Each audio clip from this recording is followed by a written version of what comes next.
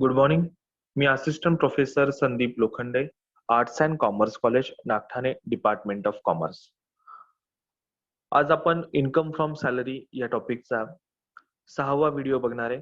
पहिल्या 5 व्हिडिओमध्ये आपण त्यापैकी 2 व्हिडिओमध्ये इन्कम फ्रॉम सॅलरीच्या असेसमेंट इयर 2020-21 साठी ज्या अमेंडमेंट्स लागू आहेत त्या पहिल्या 2 व्हिडिओमध्ये आपण बघितल्या. तिसऱ्या, चौथ्या आणि 5व्या व्हिडिओमध्ये आपण 3 प्रॉब्लेम बघितलेत. आज आपण 6व्या व्हिडिओमध्ये चौथा प्रॉब्लेम बघणार आहे आणि यानंतर या टॉपिकचा शेवटचा व्हिडिओमध्ये आपण या टॉपिक वरती इन्कम फ्रॉम सॅलरी वरती एमसीक्यू प्रश्न कशा स्वरूपात येऊ शकतात ते आपण बघणार आहे.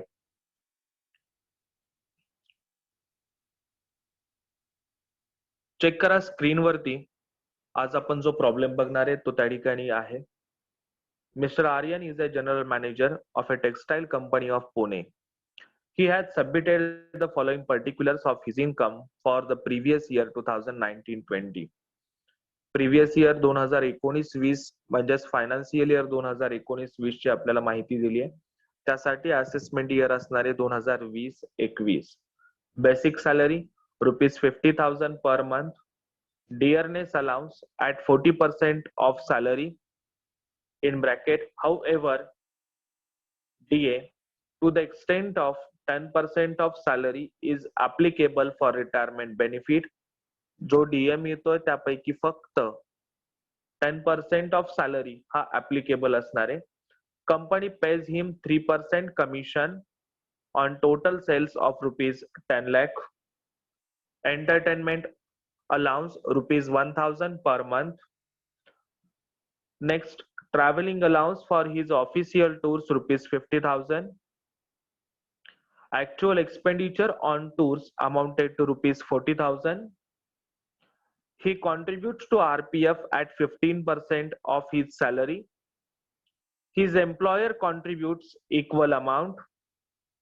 Assesses 2 children are studying in the school run by the employer. The cost of education is ₹1,500 per month per student. Next point, he provided a furnished house at Pune for which he pays rent ₹5,000 per month. The cost of furniture provided to him is ₹1,50,000. Electricity bill paid by the employer ₹3,000 per month. He received ₹18,000 by way of reimbursement of hospital bill by the employer. He paid professional tax of ₹2,250 per annum. The company has provided him a 1.8cc car for official as well as private purpose. Running and maintenance expenses are borne by the employer. Compute his taxable income from salary of Mr. Aryan for assessment year 2020-21.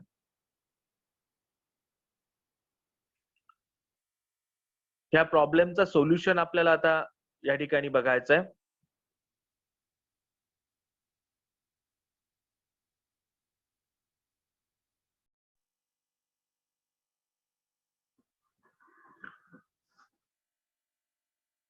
आता जो problem आपण स्क्रीनवरती बघितला होता त्याचं solution आपल्याला बघायचं आहे. आता फर्स्ट पॉइंट, बेसिक सॅलरी.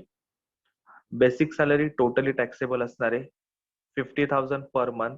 त्याला इंटू 12 करा, गुणिले 12 करा, तुम्हाला अॅन्युअल सॅलरी मिळेल.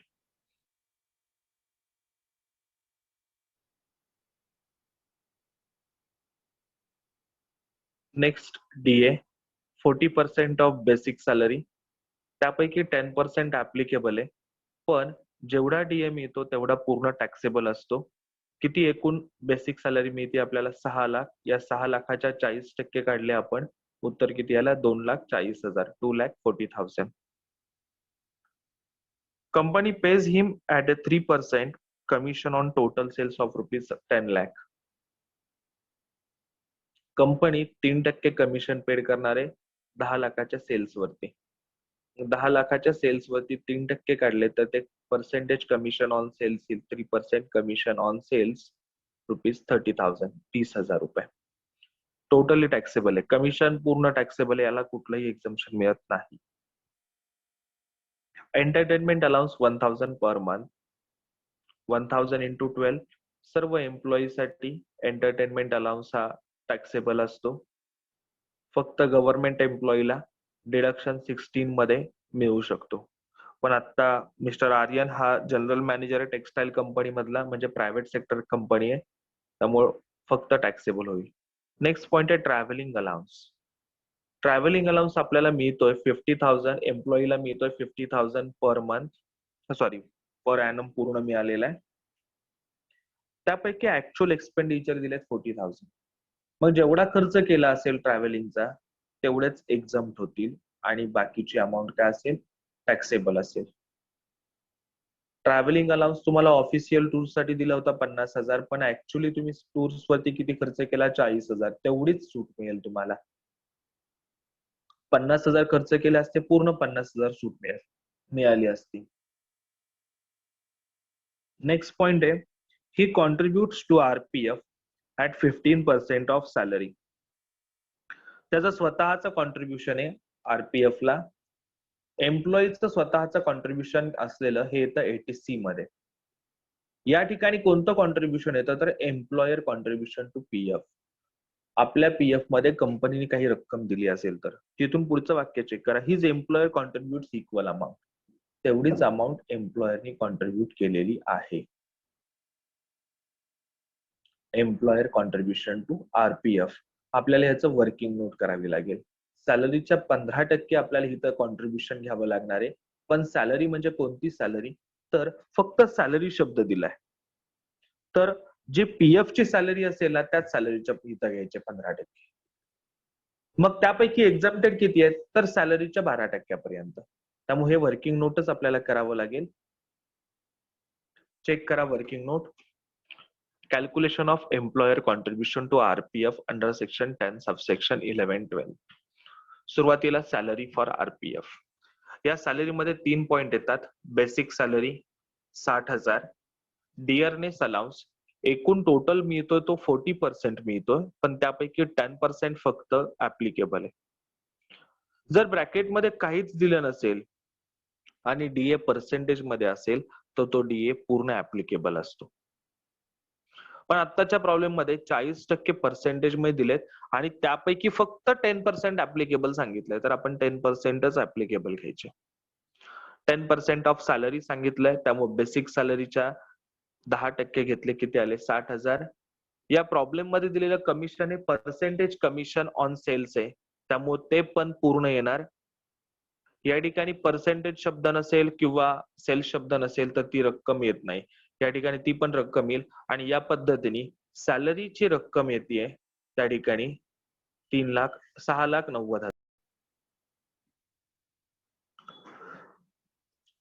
सॅलरी फॉर आरपीएफ ची रक्कम येते 6,90,000. Next employer contribution to RPF 15% of salary. Salary किती 6,90,000च्या 15% 3,03,000 1,03,500. exempted contribution to RPF 12% of salary 6,90,000च्या 12% 82,800. याच रक्कम आपल्याला या ठिकाणी लिहून घ्यायच्यात. आता employer contribution to RPF 15% of salary 1,03,500. यातून less exempted under section 10 subsection 11-12 रक्कम किती वजा होणार 82,800 आणि टॅक्सेबल अमाऊंट येईल 20,700. Next point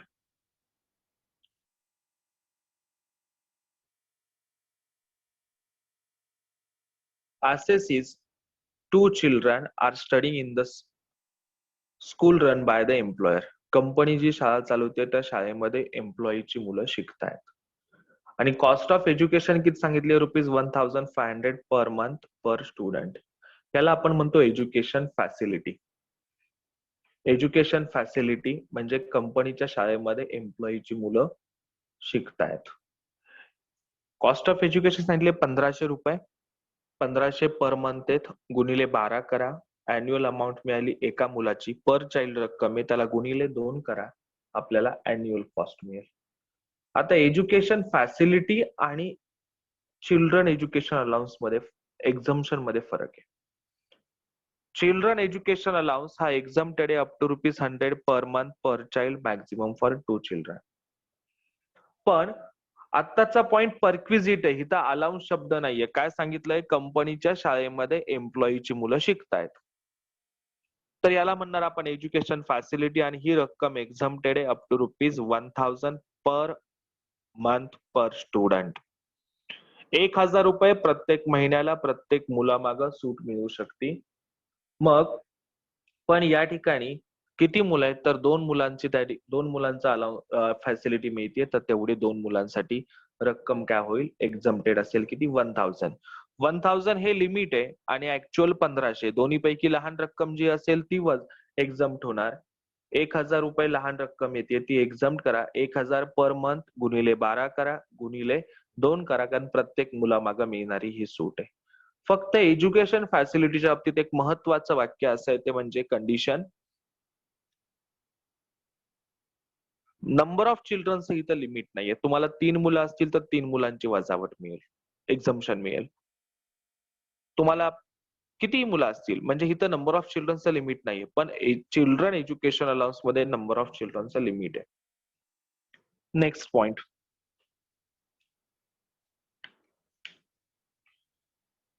He provided a furnished house at Pune, for which he pays rent ₹5,000 per month. The cost of furniture provided to him is ₹1,50,000.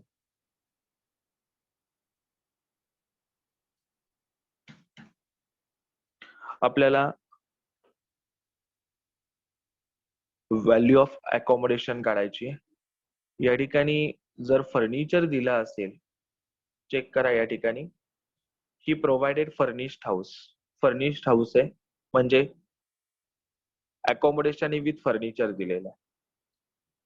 For which he pays rent, म्हणजे आपल्याला value काढायची. Employee rent paid करतोय म्हणजे कशाचं करायचंय? Rented furnished अकोमोडेशनची value काढायची आपल्याला.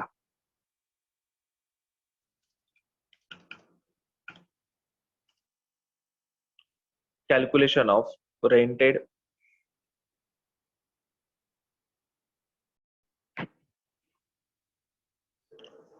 calculation of value of rented furnished accommodation owned by employer. Company accommodation साठी कुठं रेंट पेड करते असं वाक्य दिलं नसेल तर त्याचा अर्थ समजायचा अकोमोडेशन कंपनीचं स्वतःच आहे. त्यांनी सांगितलंय अकोमोडेशन कुठे दिलंय? पुणेमध्ये दिलंय. 2001च्या सेन्सस नुसार पुणे शहराचं पॉप्युलेशन जे आहे ते 10 लाख ते 25 लाखाच्या दरम्यान होतं. आता या ठिकाणी आपण जर बघितलं तर आता सुरुवातीला आपल्याला व्हॅल्यू काढावी लागणार आहे, value of rent free unfurnished accommodation. Population जर 10 लाखापेक्षा कमी असेल तर अकोमोडेशनची व्हॅल्यू घेतो आपण 7.5% ऑफ सॅलरी. पॉप्युलेशन 10 लाख ते 25 लाख असेल तर आपण अकोमोडेशनची व्हॅल्यू घेणार आहे सॅलरीच्या 10%, आणि 25 लाखापेक्षा जास्त असेल तर सॅलरीच्या 15% पर्यंत घेणार आपण. पण या ठिकाणी सॅलरी शब्द येतोय त्यामुळे सुरुवातीला सॅलरी फॉर अकोमोडेशन आपल्याला काढावी लागेल. या सॅलरीमध्ये कोणते पॉइंट येतात तर आपण तो दुसऱ्या व्हिडिओमध्ये बघितल्यात सर्व कंडिशन इन डिटेल मध्ये. बेसिक सॅलरी, डीए ऍप्लिकेबल, सर्व प्रकारचं कमिशन, बोनस, टॅक्सेबल अलाउन्सेस आपण या ठिकाणी घेणारे, फीज घेतो आपण इथं, आणि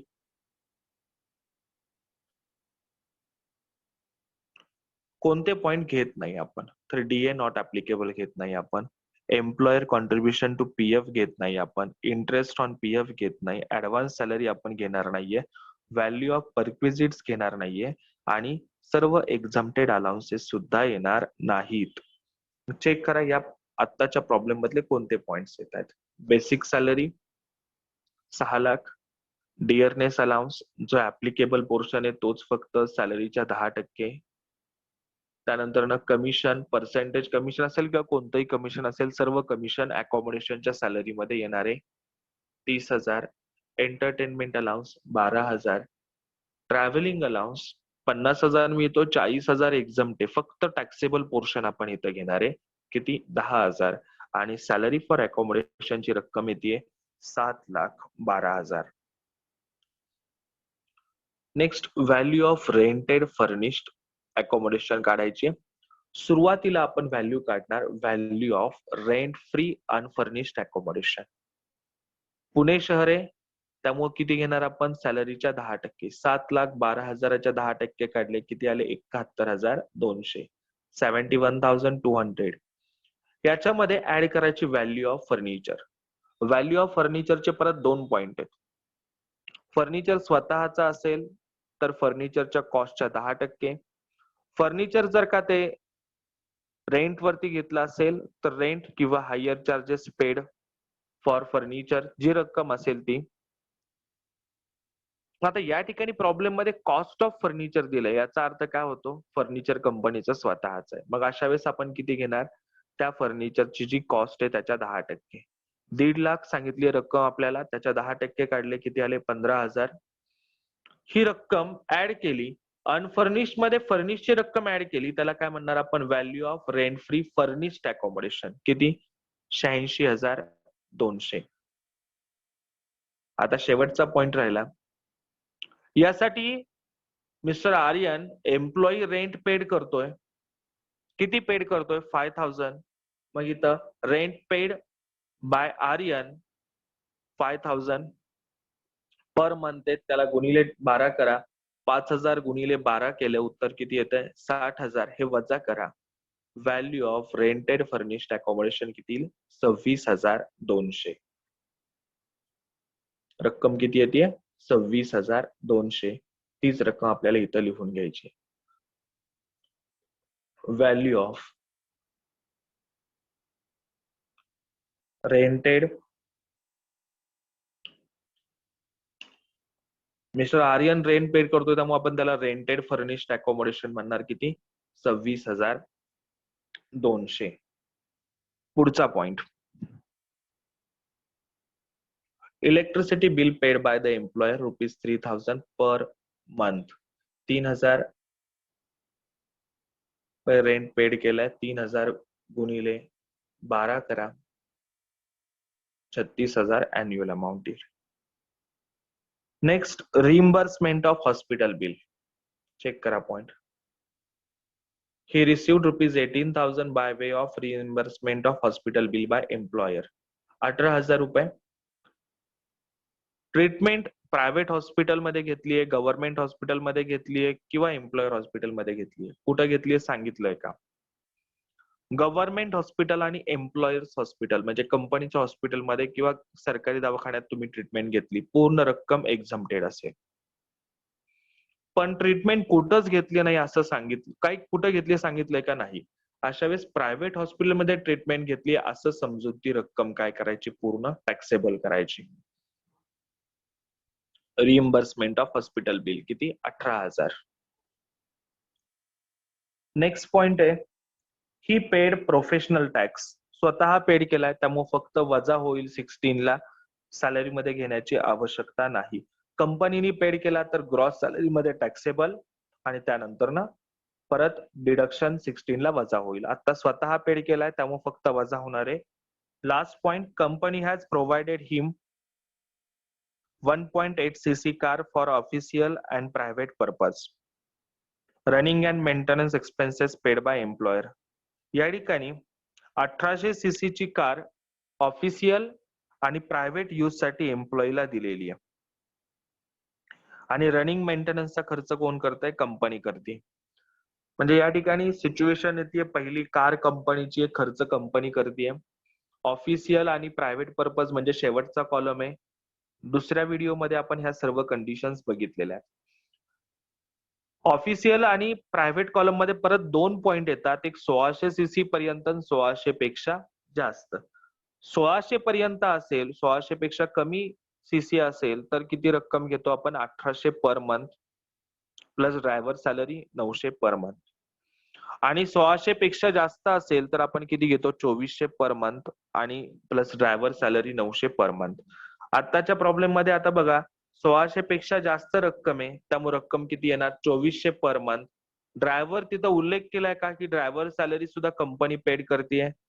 नाही. त्यामुळे ड्रायव्हरचे 900 रुपये ऍड करायची गरज नाही. फक्त 2400 घेणार आपण. 2400 गुणिले 12 आणि या पद्धतीने आता सर्व पॉइंटची बेरीज केली आपण तर आपल्याला रक्कम मिळणार आहे. ग्रॉस सॅलरीची रक्कम मिळणार आहे. किती येते ग्रॉस सॅलरी? 10,33,700. 10,33,700. यातून लेस डिडक्शन अंडर सेक्शन 16. पहिला पॉइंट येणार आहे स्टँडर्ड डिडक्शन 50,000. दुसरा पॉइंट असतो एंटरटेनमेंट अलाउन्स, पण तो फक्त गव्हर्नमेंट एम्प्लॉईला मिळतो.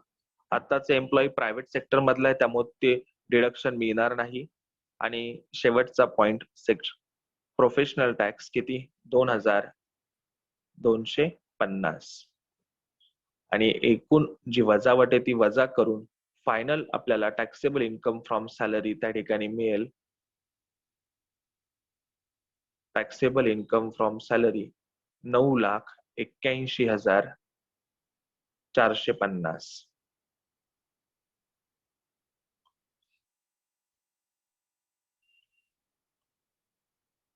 पूर्ण सोल्युशन त्या ठिकाणी आता स्क्रीनवरती आहे. हा प्रॉब्लेम सर्वांना समजला असेल असं आपण समजूया. यानंतरचा शेवटचा व्हिडिओ या टॉपिकचा होणार आहे. त्यामध्ये आपण एमसीक्यू प्रश्न, आता जी परीक्षा होणार आहे ती एमसीक्यू स्वरूपात होणार आहे.